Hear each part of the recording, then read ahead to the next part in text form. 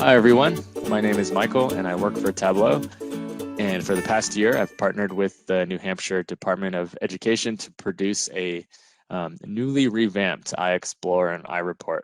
And in this video, I'm excited to tell you about the new functionalities we have available in the Discover page of iExplore.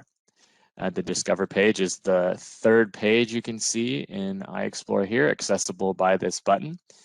And really what the Discover page should be used for is to assess if there's some kind of a relationship between two indicators that you can choose. And you can also change the granularity of the chart using these filters on the right. That should feel familiar if you've looked at the Explore or Compare page.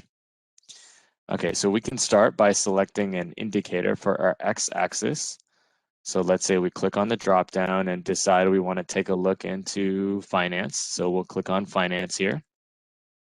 We have not chosen an indicator yet. We've just opened up the menu of finance indicators. So we're not done yet. What we'll need to do is choose the indicator we're interested in. So let's select average cost per pupil. After we do that, the error message goes away, and now we can close this drop-down menu. In the y-axis dropdown, it's the same exact thing, and I'll just show you here. We've already selected average class size. That's why we have average class size as our y-axis. So these will always update based on what you've chosen.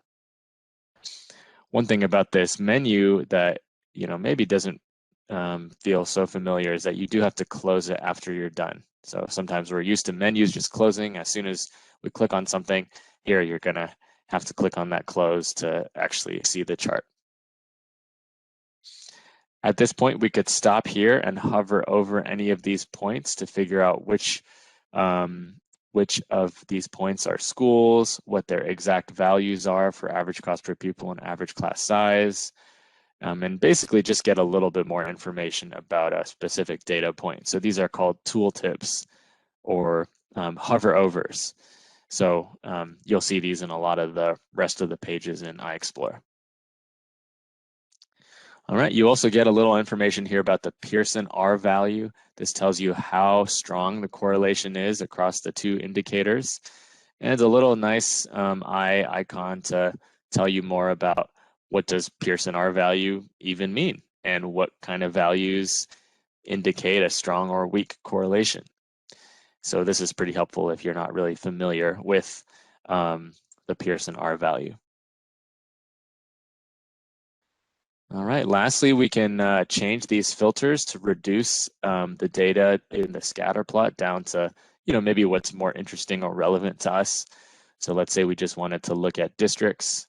We could uncheck school and hit apply. And if you take a look at the scatter plot, you just won't have as many data points because now we don't have schools. We can click out of it and start changing the rest of our filters. You can see that there's, not too much to change here because we've chosen districts, and a lot of the other filters have district as a relevant selection. So maybe we'll take a look at schools. Okay. Now, after we choose schools, we realize we might want to go a little deeper. So we'll choose only high schools and hit apply. And you'll see that you'll have fewer and fewer data points. And in this case, it doesn't look like we have any average class size data, but if we go to middle school here, you have a little bit more information. Now with all these filters, just like the other pages, you can hover over the title of one of them and select that little funnel icon with the X. That's just a reset button to get you back to the beginning of what the filter had said initially. So clicking on that reset button will now show us all schools like we had seen before. All right, lastly, we have a little highlighter down here, not a filter. It doesn't reduce the data down, but it does allow us to find where a particular entity might be in the scatter plot. So if we search for example, Concord High School, we can see that's actually at the bottom. We didn't have any average class size data available, but we do have average cost per pupil.